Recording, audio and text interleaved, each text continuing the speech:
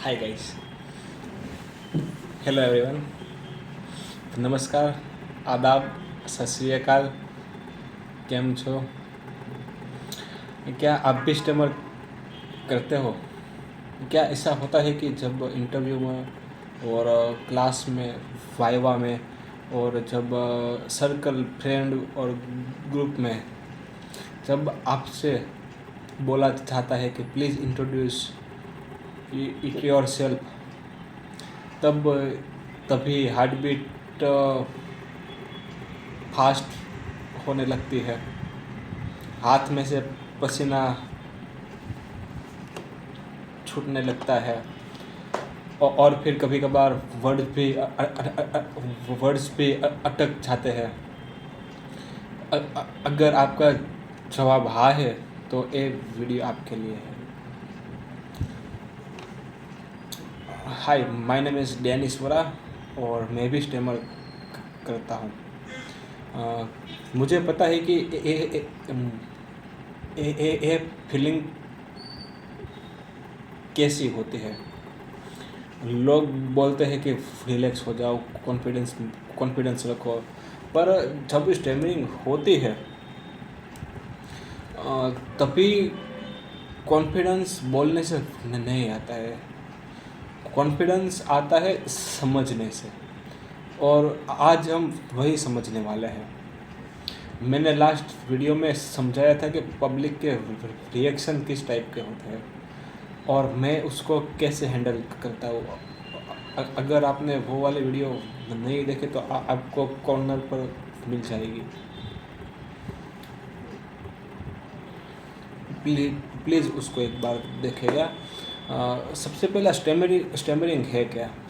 देखो, आपको एक मिथ तोड़ देना है कि स्टेमरिंग है वो आपकी कमज़ोरी नहीं है। और स्टेमरिंग का मतलब ये भी नहीं है कि आप इंटेलिजेंट नहीं हो।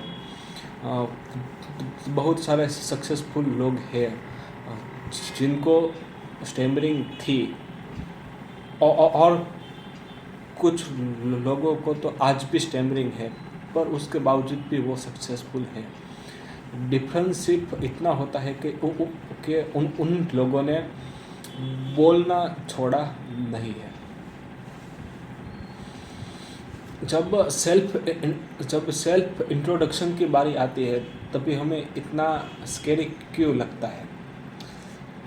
क्योंकि सबसे पहले आपको सभी लोग देख रहे होते हैं,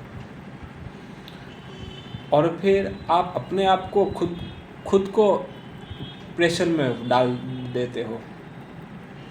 हम सोचते हैं कि यदि कुछ गलत हो गया तो, और फिर यदि स्टेमरिंग हो गई तो,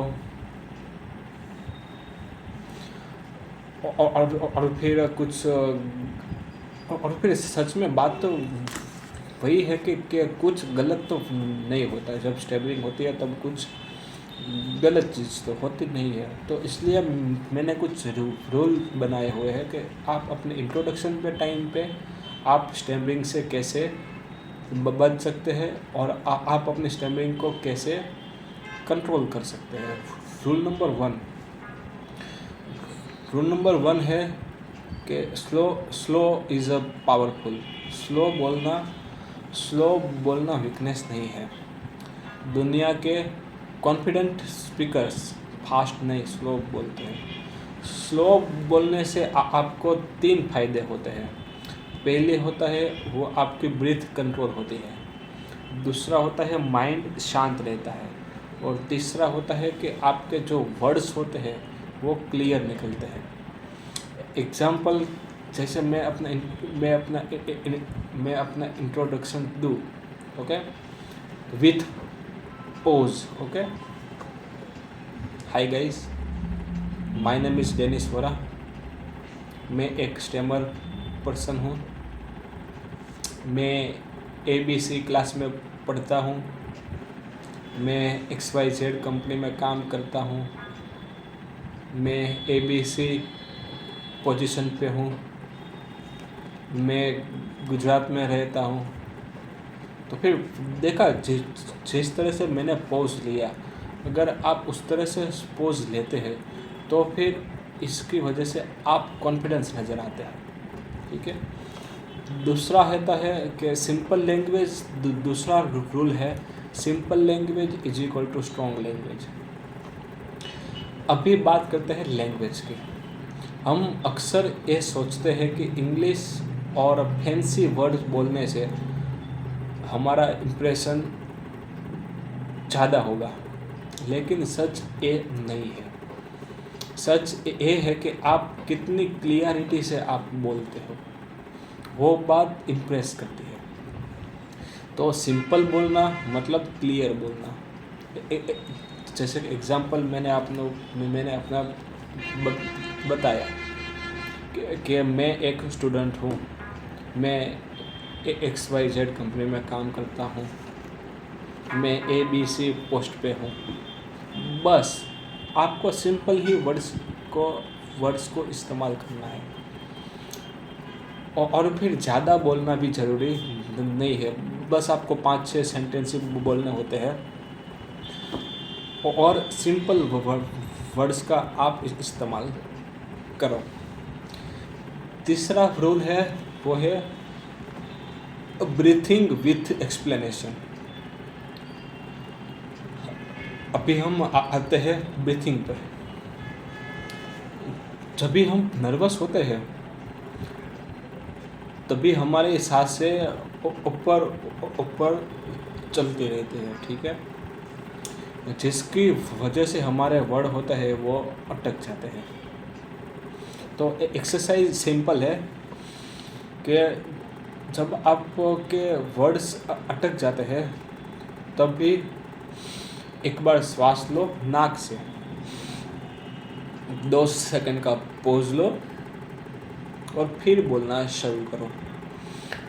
ये टेक्निक आपको कंट्रोल देती है, ठीक है, और जब आप कंट्रोल पे आप सीख जाएंगे तो फिर आप स्टैमरिंग भी आपकी कंट्रोल हो सकती है।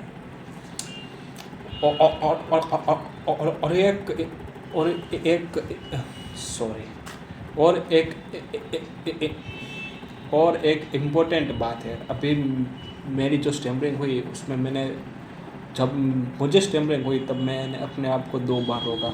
मुझे इम्पोर्टेंट बोलने में स्टैमरिंग हुई तो मैंने अपने आप को 2 बार रोका, ठीक है। जब अभी आते हैं कि कॉन्फिडेंस सिर्फ आवाज़ में नहीं होता है, कॉन्फिडेंस होता है बॉडी में। और जब भी आप बोलते हो तभी अपने आप को सीधा खड़े रखो, शोल्डर को लूज रखो, आई कांटेक्ट बनाने की कोशिश करो। और हाँ, अगर स्टैमरिंग होती है, वर्ड रिपीट होते हैं तो फिर कोई बात नहीं, स्माइल करो, पैनिक मत हो, स्माइल करो, फिर से एक बार ब्रीथ करो, होल्ड करो और फिर अपनी बात को कंटिन्यू करो, ठीक है। मैं अपना एक सिंपल सा एग्जांपल दूँ तो hello everyone, my name is Dennis Vora. मैं गुजरात से बिलोंग करता हूँ। मैं ABC का स्टूडेंट हूँ।